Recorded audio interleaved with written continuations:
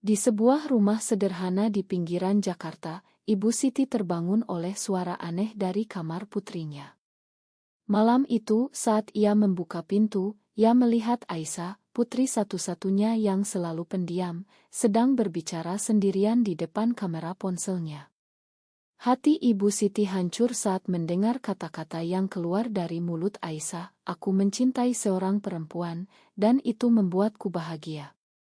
Aisyah, gadis berusia 25 tahun yang bekerja sebagai pegawai kantor di pusat kota, tidak pernah menunjukkan tanda-tanda apapun. Ia selalu patuh membantu ibunya mengurus rumah setelah ayahnya meninggal 5 tahun lalu. Tapi malam itu, Ibu Siti diam-diam mengikuti tautan yang Aisyah sebutkan dalam rekamannya dan menemukan saluran YouTube rahasia bernama Suara Hati yang Tersembunyi. Di sana, Aisyah menceritakan kisah cintanya dengan Nadia, seorang perempuan yang ia temui di kampus dulu. Video-video itu penuh dengan curhatan emosional, tentang bagaimana ia berjuang melawan perasaan yang dianggap tabu di masyarakat Indonesia yang masih kental dengan norma agama dan budaya. Ibu Siti duduk di lantai, air mata mengalir deras, merasa dunia runtuh. Bagaimana putrinya yang ia besarkan dengan susah payah bisa menyimpan rahasia sebesar ini? Keesokan paginya, Aisyah bangun dengan perasaan ringan. Ia telah memutuskan untuk mempublikasikan video terbarunya, di mana ia secara terbuka mengakui orientasi seksualnya. Bagi Aisyah, ini adalah langkah pertama menuju kebebasan. Tapi saat ia turun ke dapur, ia melihat ibunya duduk diam di meja makan, mata merah dan bengkak. "Kenapa, Bu?" tanya Aisyah khawatir. Ibu Siti menatapnya tajam, lalu melempar ponselnya ke meja. Layar menunjukkan thumbnail video YouTube-nya. Aisyah membeku. Kamu sudah tahu," gumamnya. Ibu Siti bangkit, suaranya gemetar. "Bagaimana kamu bisa melakukan ini, Aisyah? Apa yang akan dikatakan keluarga? Tetangga? Kamu mau hancurkan nama baik kita." Aisyah mundur selangkah, hatinya berdegup kencang. Ini adalah konfrontasi yang ia takutkan sejak lama. Nadia, pacarnya yang berusia 24 tahun, seorang desainer grafis di sebuah agensi kecil di Bandung, telah mendorongnya untuk jujur. "Kita tidak bisa hidup dalam bayang-bayang selamanya," kata Nadia saat mereka bertemu diam-diam di KAI akhir pekan lalu. Tapi sekarang, melihat reaksi ibunya, Aisyah mulai ragu. Apakah keputusannya ini benar? Ibu Siti melanjutkan, suaranya semakin tinggi.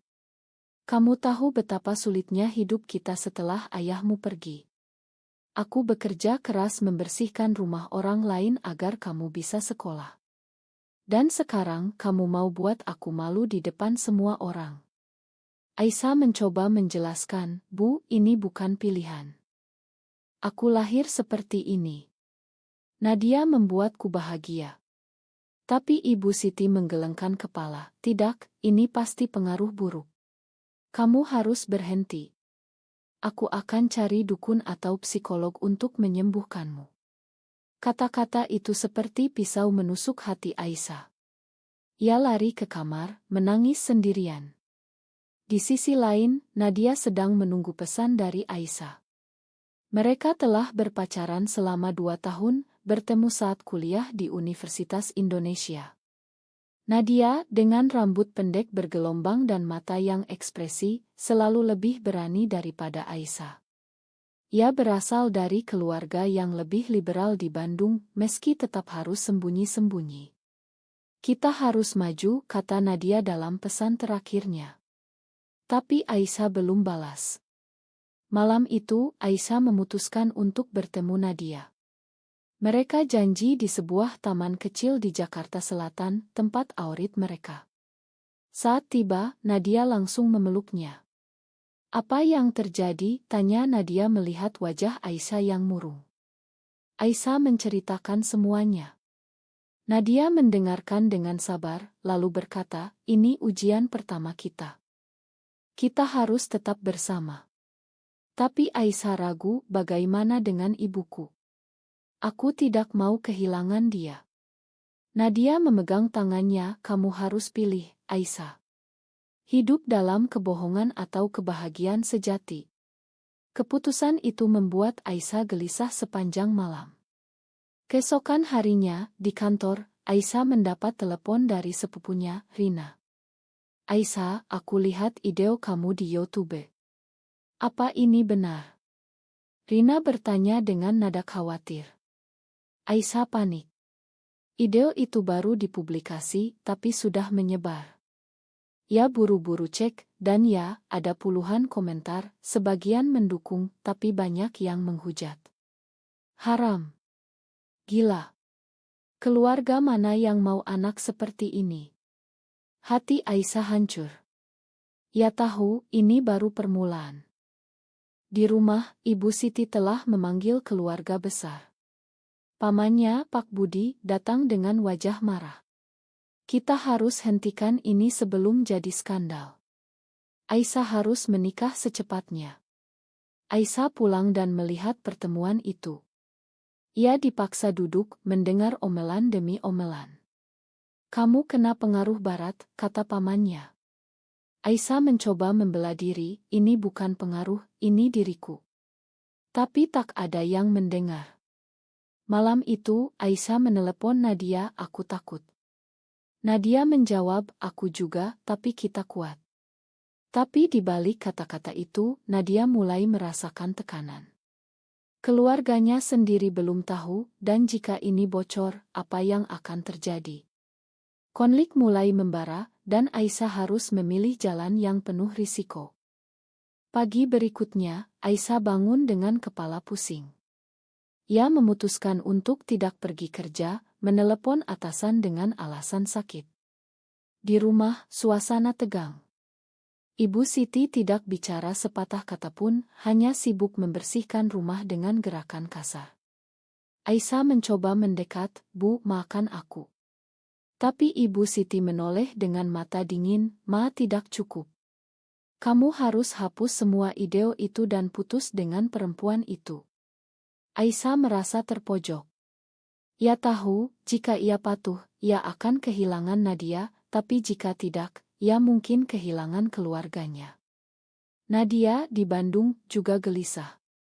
Ia bekerja di agensi desain, tapi hari itu ia tidak bisa fokus. Rekan kerjanya, seorang teman dekat bernama Lina, noticing perubahannya.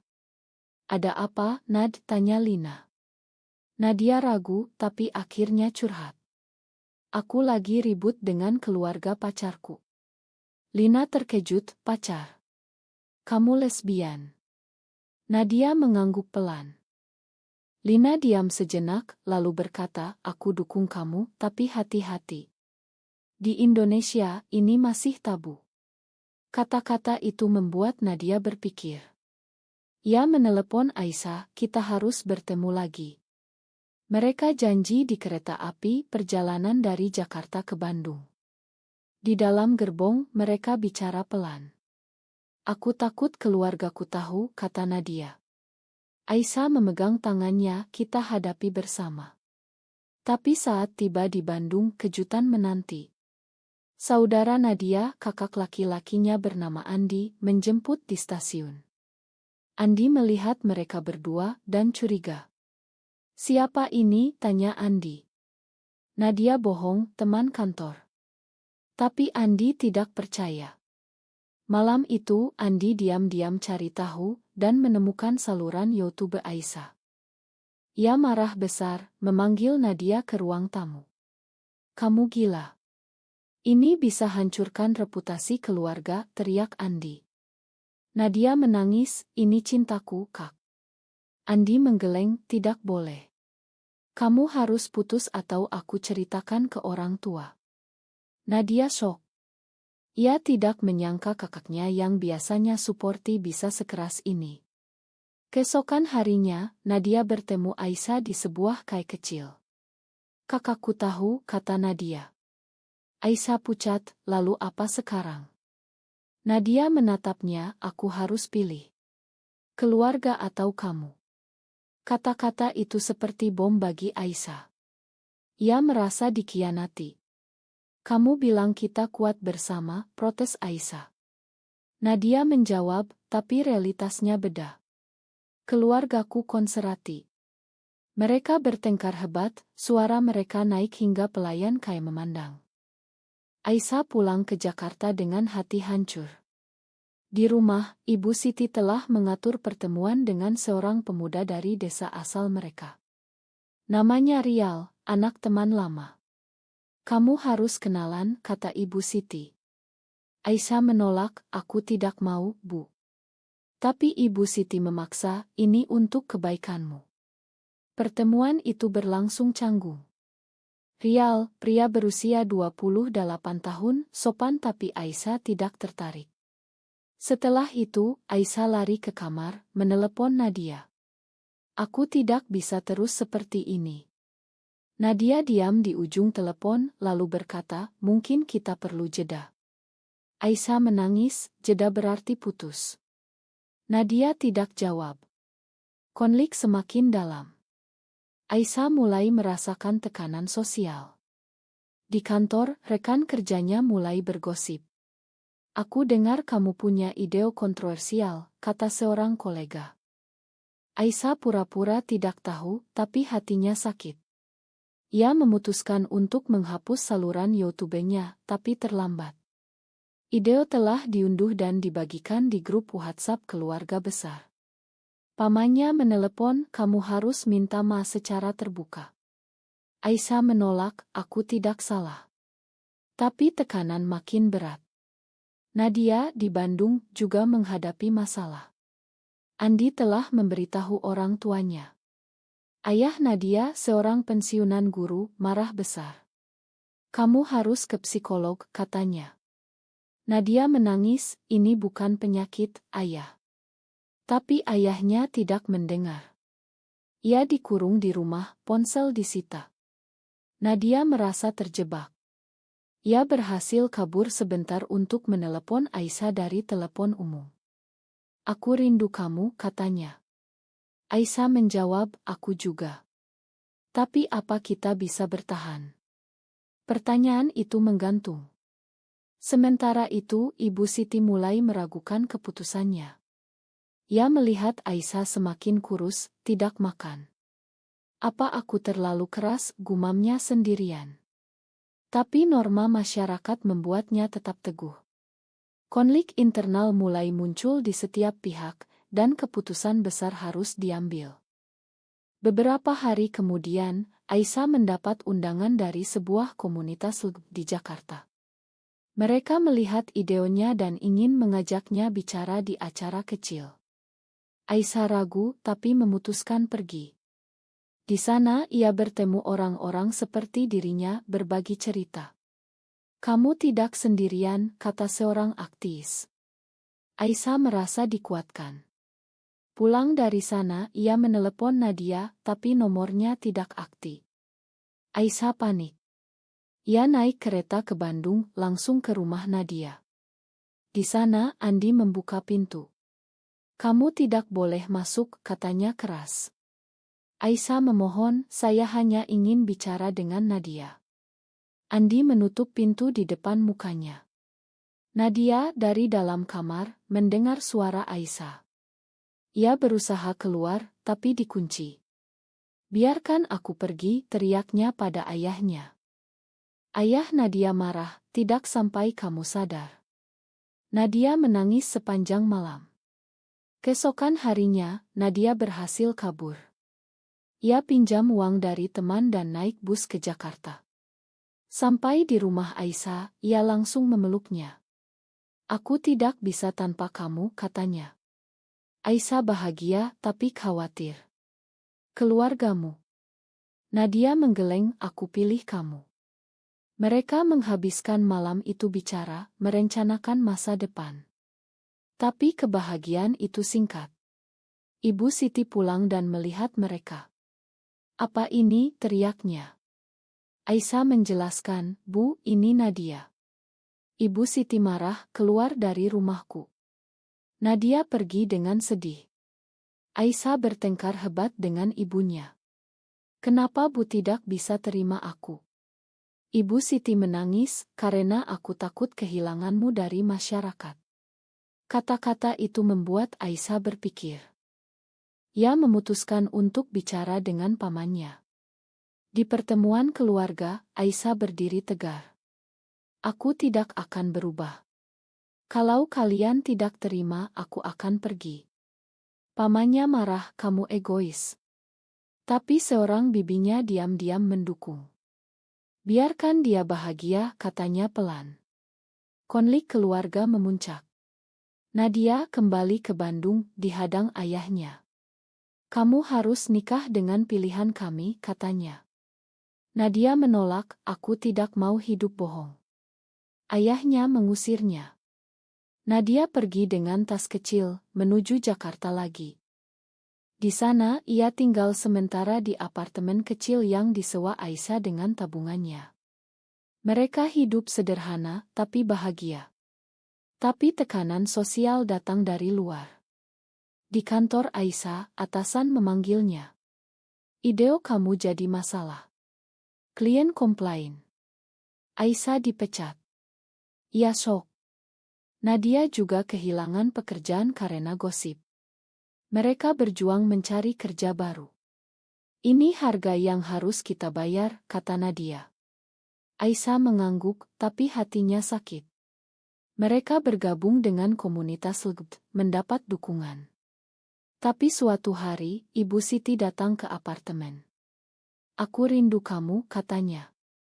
Aisyah memeluknya. Ibu Siti bertemu Nadia, awalnya dingin, tapi melihat betapa Nadia peduli pada Aisyah. Mungkin aku salah, gumam Ibu Siti. Tapi perubahan itu lambat. Di sisi lain, Andi mencari Nadia.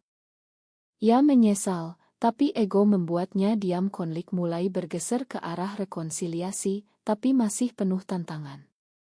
Aisyah dan Nadia memutuskan untuk membuat ideo baru tentang perjuangan mereka. Ideo itu viral, mendapat dukungan dari netizen progresi, tapi juga hujatan dari konservatif.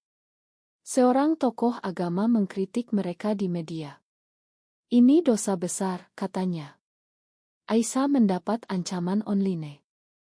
Mereka takut, tapi tetap maju. Suatu malam, ada ketukan di pintu. Itu Andi. Aku minta maaf, katanya. Nadia memeluk kakaknya. Andi bercerita, aku lihat kamu bahagia, itu yang penting. Tapi ayah Nadia masih keras. Nadia harus memilih lagi. Ia memutuskan untuk pulang dan bicara. Di rumah, ia konfrontasi ayahnya. Ayah, aku tetap putrimu. Ayahnya diam, lalu menangis. Aku takut masyarakat. Nadia menjawab, masyarakat berubah, ayah. Perlahan, ayahnya mulai melunak. Kembali ke Jakarta, Aisyah menghadapi ibunya lagi. Ibu Siti telah membaca artikel tentang LGBT. Mungkin aku perlu belajar, katanya. Aisyah bahagia. Tapi ujian belum selesai. Seorang teman lama Aisyah, yang ternyata iri, membocorkan alamat mereka ke kelompok radikal. Mereka mendapat ancaman nyata. Aisyah dan Nadia harus pindah, hidup dalam ketakutan. Dalam kegelapan malam, Aisyah dan Nadia duduk di apartemen baru mereka, yang lebih kecil dan murah. Apa kita salah? Tanya Aisyah. Nadia memegang tangannya, tidak, kita benar. Mereka memutuskan untuk lebih hati-hati. Aisyah mencari kerja relance, Nadia juga. Mereka bertahan dengan dukungan komunitas. Suatu hari, Ibu Siti datang lagi, membawa makanan. Aku coba pahami, katanya. Nadia menyambut hangat. Mereka bicara panjang, Ibu Siti mendengar cerita Nadia tentang perjuangannya. Kalian kuat, kata Ibu Siti. Perlahan, ia menerima. Di Bandung, Nadia bertemu ayahnya lagi. Andi menjadi mediator. Ayah, lihat Nadia bahagia, kata Andi. Ayah Nadia mengangguk pelan. Datanglah pulang sesekali. Nadia menangis bahagia. Tapi masyarakat luar masih keras. Di sebuah acara komunitas, Aisyah berpidato. Kita berhak bahagia. Pidatonya disambut aplause, tapi di luar, ada demo kecil dari kelompok konservatif. Polisi datang, situasi tegang. Aisyah hampir ditangkap, tapi dibebaskan.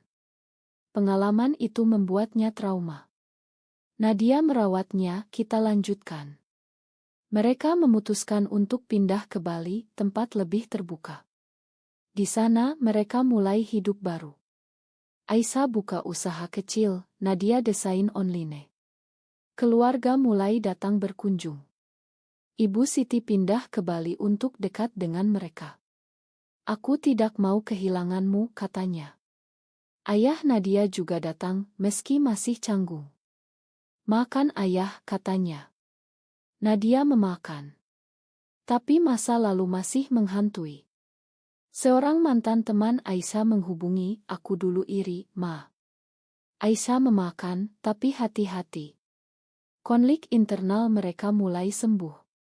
Aisyah merenung, harga yang kita bayar tinggi, tapi layak. Nadia setuju. Mereka menikmati sunset di pantai Bali, tangan bergandengan. Tapi cerita belum berakhir bahagia sepenuhnya. Suatu hari, berita nasional tentang undang-undang anti-LGBTI membuat mereka khawatir. Apa kita harus pergi dari Indonesia? Tanya Nadia. Aisyah menggeleng, kita lawan di sini. Mereka bergabung dengan gerakan advokasi. Di sebuah rapat, Aisyah bertemu korban lain, mendengar cerita pilu. Itu membuatnya lebih kuat. Kembali ke rumah, Ibu Siti sakit. Aisyah merawatnya. Terima kasih sudah bertahan, kata Ibu Siti. Aisyah menangis, terima kasih sudah terima aku. Nadia juga membantu. Keluarga mereka mulai menyatu. Andi datang dengan istri, mendukung. Ayah Nadia belajar memasak untuk mereka. Tapi tekanan sosial tetap ada. Di Bali, meski lebih bebas, ada tatapan aneh dari tetangga. Aisyah dan Nadia belajar mengabaikan. Mereka fokus pada cinta mereka. Suatu malam, Aisyah mengajak Nadia jalan-jalan. Maukah kamu hidup selamanya denganku? Nadia tersenyum, ya. Itu seperti proposal. Mereka merayakan diam-diam, tapi besoknya kabar buruk datang. Ide lama Aisyah diangkat lagi oleh media konservatif. Ancaman datang kembali. Mereka harus bersembunyi sementara. Komunitas membantu. Polisi investigasi. Akhirnya pelaku ditangkap. Aisyah bernapas lega. Pengalaman itu membuat mereka lebih dekat. Ibu Siti pulih dan sepenuhnya mendukung. Kalian adalah keluargaku, katanya. Ayah Nadia juga berubah. Aku bangga padamu, katanya pada Nadia. Konflik mulai reda, tapi bekas luka tetap. Aisyah dan Nadia memutuskan untuk menulis buku tentang perjuangan mereka. Buku itu diterbitkan, mendapat respon campur. Banyak yang terinspirasi, banyak yang menghujat. Tapi mereka tidak peduli. Ini legacy kita, kata Aisyah. Nadia setuju.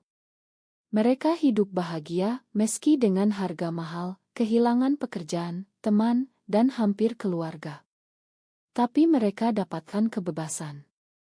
Tahun berganti, Aisyah dan Nadia telah membangun hidup stabil di Bali. Usaha mereka berkembang, komunitas semakin besar. Ibu Siti tinggal bersama mereka, bahagia melihat putrinya tersenyum. Ayah Nadia sering berkunjung, membawa cerita lama. Andi menjadi paman yang suportif. Tapi bayang-bayang masa lalu masih ada. Suatu hari, Aisyah mendapat undangan untuk bicara di konferensi internasional tentang hak LGBT di Indonesia. Ia ragu, ingat ancaman dulu. Nadia mendorong, kamu bisa. Aisyah pergi, pidatonya menyentuh banyak orang. Perjuangan kami adalah perjuangan kalian, katanya. Pulang, ia disambut seperti pahlawan. Tapi di balik itu ada pengorbanan. Aisyah kehilangan sebagian keluarga jauh yang memutus hubungan. Nadia juga. Mereka belajar menerima. Di sebuah pesta kecil, mereka merayakan ulang tahun pernikahan simbolis. Keluarga hadir, mata berkaca-kaca.